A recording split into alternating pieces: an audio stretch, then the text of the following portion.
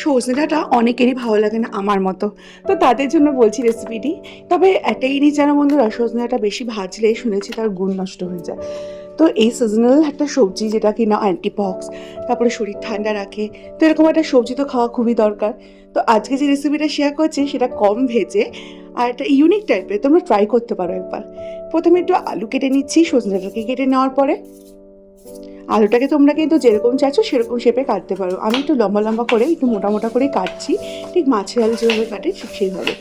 রেসিপিটি আমি একটা বান্ধবীর বাড়িতে খেয়েছিলাম, খুব ভালো লেগেছিল, তাই জন্য তোমাদের সাথে শেয়ার করছি। সামান্য হাফ টিস্পুন জিরে ফোড়ন দিচ্ছি তেলের মধ্যে, আর একটু 1 চিমটি হিং। এবার কেটে রাখা আলুগুলোকে দিয়ে দিচ্ছি। রান্নাটা কিন্তু সর্ষের তেলে অবশ্যই করো। আলু আর তারপরে সজনে ডাঁটা একসাথে দিয়ে দেবো। দিয়ে এই জিরে আর হিঙের সাথে একটু ভালো 1 মিনিটের মতো একটু নেড়েছে, মানে 1 মিনিটটা বেশি বলে ফেলে, কয়েক সেকেন্ডের মতো নেড়ে চেড়ে তারপর স্বাদ অনুযায়ী নুন, একটু হলুদ দিয়ে দিচ্ছি। আর দেবো এখানে দুটো টমেটো, দুটো ছোটো ছোটো টমেটো, একটা বড় হলে একটা, আর একটু কাঁচা লঙ্কা দিয়ে একবারে এটাকে ভালো করে মিশিয়ে নেবো।